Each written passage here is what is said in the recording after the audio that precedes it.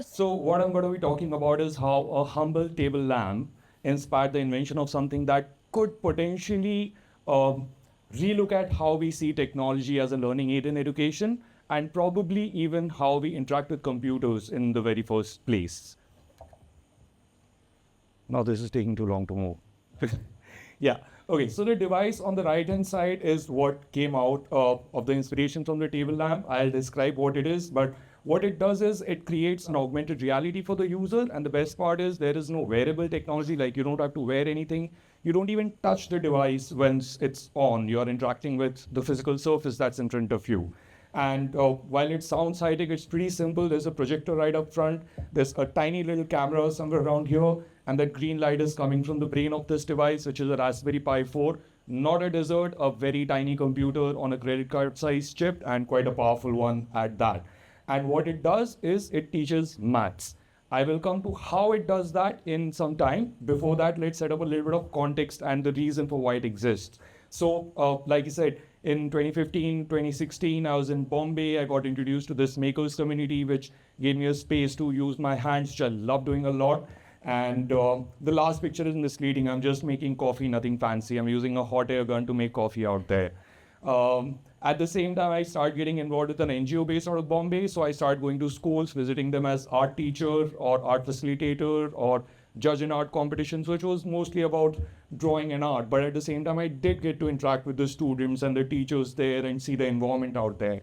And what I realized was most parents who were sending these kids to schools, like underprivileged part of the society, they were not too keen on education. Their reasons were simple: free midday meal, free uniforms, one less problem to bother with at home. Right? That's the reason they were sending these kids to school for most parts.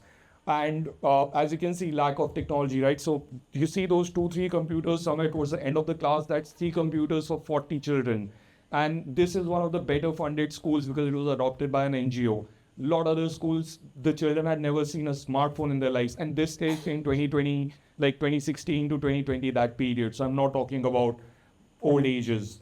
And while that's life on one hand, on the other hand, we are talking about revolutionizing education with technology, making it experiential, gamifying it, right? So these are the two contrasts in society that's happening. And which got me to thinking, I mean, forget about bridging the gap and getting computers into these schools and all of that. What if I were to rethink technology and education from the point of view of these underprivileged kids? Kids who are used to using their hands, kids who are used to getting dirty in the ground, kids who learn through experience and through doing stuff. What if I were to rethink technology for them ground up? What if I could convert, let's say, the teacher's table itself into a smart surface, something interactive that everybody could use at the same time, right? So it's not one person using one computer. It is everybody sharing the space around the teacher and looking at that space. But then installing touchscreens in schools which can barely afford smartphones and computers would be a bit much, right? So off to the drawing board, started thinking through the concept of the device that you saw first. And these were some of the initial drawings where I'm trying to figure out, okay, instead of converting the surface into something, what if I just put a device on top of the surface without really doing anything to the surface itself? And could this device help make the surface a bit more interactive, right?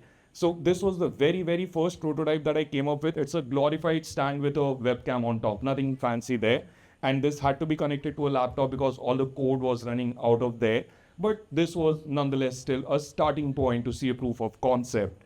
I got somebody to write the code for me. I'm not a coder, so I had to seek help on that front. And on the right hand side, you can see kind of how it functions. You have these 4 dots placed here, and somehow through code I'm able to identify the position and connect them with lines, right? So that's kind of how far I got this device in its first prototype. After that, the development kind of stopped. Man had to make a living, did not have time or the resources to keep working on it until 2022, when one phone call kind of put me back on the journey of developing this project all over again.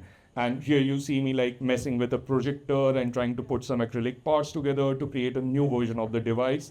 And this time I had to go the whole hog, right? So we have a whole new design happening for the device with the projector, the camera and everything mounted in.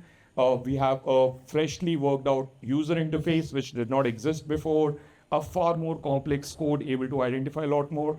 And this whole thing is working on something called computer vision, which is basically a computer being able to look at objects and identify them, much like Google Lens. So in this particular case, here's how what you see on the surface once you have the device on and running. We have some red dots. So the device projects something on the table. You have these red dots to move around and interact with them. It just happens to be red dots in this prototype. It could be a coin, it could be stones, it could be anything that you could lay your hands on. And what you are seeing here is the device has figured out where the three dots are, connected them into a triangle, and not only that, it's also displaying the length of the sides of each of the triangle. What we are dealing with here is the theorem that sum of any two sides of a triangle is always greater than the third. So the way this functions is, and this is the second one where we are talking about the angles and how the sum of all the angles of a triangle is always 180 degree.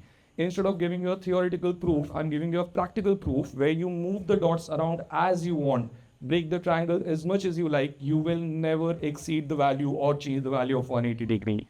The call that came in 2022 was to invite me to participate in the Inventors challenge, which was features on Color TV, which is where I took this device and which is where this prototype went from phase A to phase B that you saw today.